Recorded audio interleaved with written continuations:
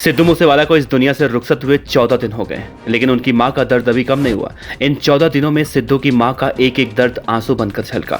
जब सिद्धू मूसेवाला की हत्या की खबर मिली तो सिद्धू की मां एक पल तो कुछ बोल ही नहीं पा रही थी। लग रहा था कि मानो पूरी दुनिया थम सी गई हो। सिद्धू मूसेवाला को जब अस्पताल ले जाया गया तो उस मां ने अपने आप को हिम्मत देते हुए सरकार के खिलाफ कई सवाल उठाए और वो बातें कही जो भगवान किसी भी मां को ऐसा दिन न दिखाएं। सिद्धू मूसेवाला की मां ने कहा था कि एक गोली मुझे भी मार दो, मैं अपने बेटे के बिना जिंदा कैसे रहूंगी और जिंदा रहकर भी क्या करूंगी।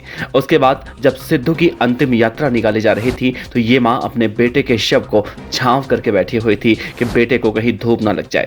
पिता अपने आंसुओं को रोक नहीं पा रहे थे, उन्हें भी हौसला दे रही थी ये मां। सिद्धू की मां अपने आंसुओं को अपने अंदर ही समेट कर अपने आप को पत्थर का बना चुकी थी, लेकिन बेटे के फूल चुकते वक्त ये मां अपने आप को रोक नहीं पाई और पूरी तरह से बिखर गई।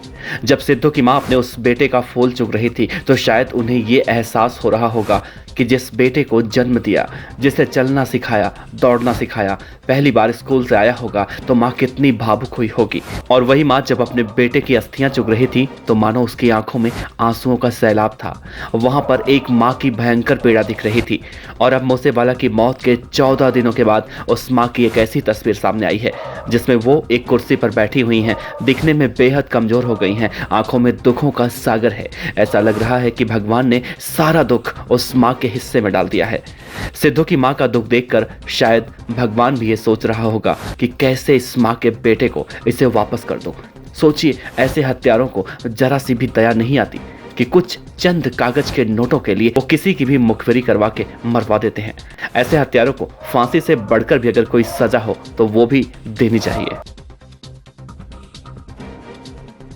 खबर अच्छी लगी हो तो लाइक कीजिए, सब्सक्राइब कीजिए, साथ ही बेल आइकन का बटन दबाइए पीडीएफ न्यूज की खबरें सबसे पहले देखने के लिए।